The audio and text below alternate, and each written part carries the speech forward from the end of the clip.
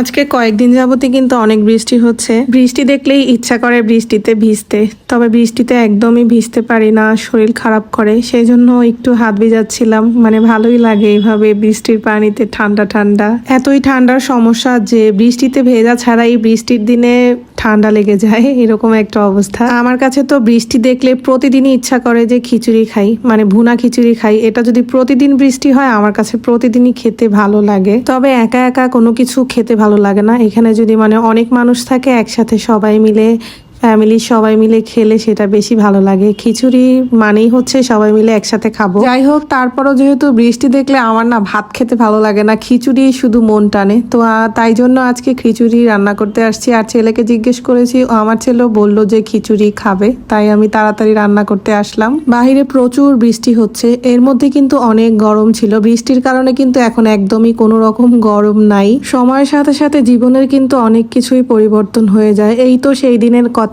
যখনই বৃষ্টি হতো আমরা ফ্যামিলির সবাই মানে আত্মীয় স্বজনরা এক বাসায় একত্রিত হতাম। বৃষ্টি হলেই সবাই সবাইকে ফোন দিয়ে বলতাম এই বাসায় ওই বাসায় যেখানেই হোক আসার জন্য। সবাই একত্রিত হয়ে আমরা শুধু খিচুড়ি রান্নাটাই খুব মজা করে খেতাম। আমরা যে যতই দূরে থাকতাম সবাই সবার বাসা থেকে এক জায়গায় হতাম। এই বৃষ্টির মধ্যে সবাই ভিজে টিজে একাকার হয়ে সবাই একত্রিত হতাম। এরপরে আমরা সবাই ল্যাটকা খিচুড়ি খেতাম। তা হচ্ছে বিভিন্ন রকমের সবজি, কখনো কখনো গরুর মাংস দিয়ে, কখনো কখনো বিভিন্ন রকমের ভর্তা দিয়ে।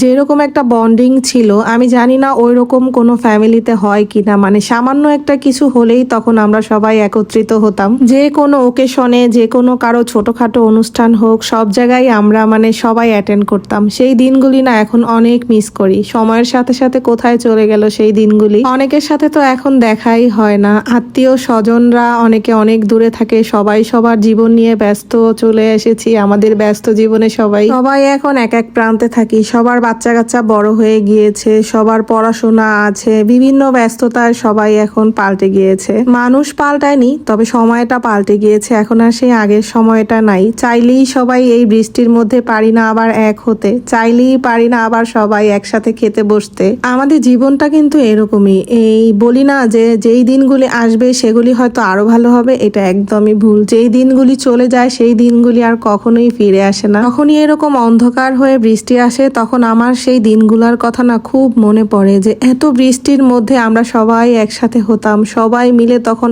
এত মজা করতাম। তখন আমি ভিডিও করতাম না, যদি ভিডিও করতাম হয়তো তাহলে আপনাদের সাথে এটা শেয়ার করা হতো।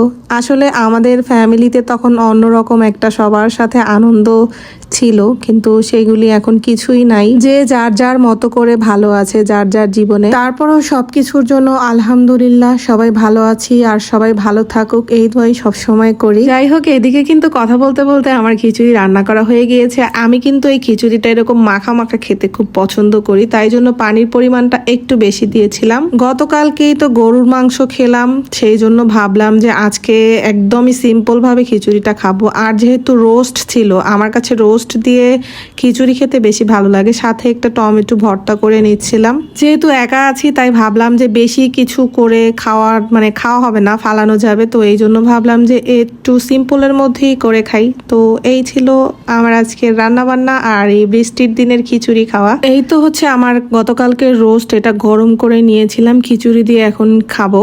তো এই ভর্তা দিয়েও খিচুড়ি খেতে কিন্তু খুব ভালো লাগে। যদি সবাই একসাথে থাকতাম তাহলে হয়তো কয়েক রকমের ভর্তা বানিয়ে খেতাম। আমি এখন চাইলে বানাতে পারতাম, তবে ভালো লাগতেছে না একদমই যে একা খাবো। এই ছিল আমার আজকের ভিডিও। তো খেতে খেতে আপনাদের কাছ থেকে বিদায় নিচ্ছি, আর দেখা হচ্ছে আমার পরবর্তী কোনো এক ভিডিওতে। সবাই সে পর্যন্ত ভালো থাকবেন, সুস্থ থাকবেন। আল্লাহ হাফেজ, আসসালামু আলাইকুম।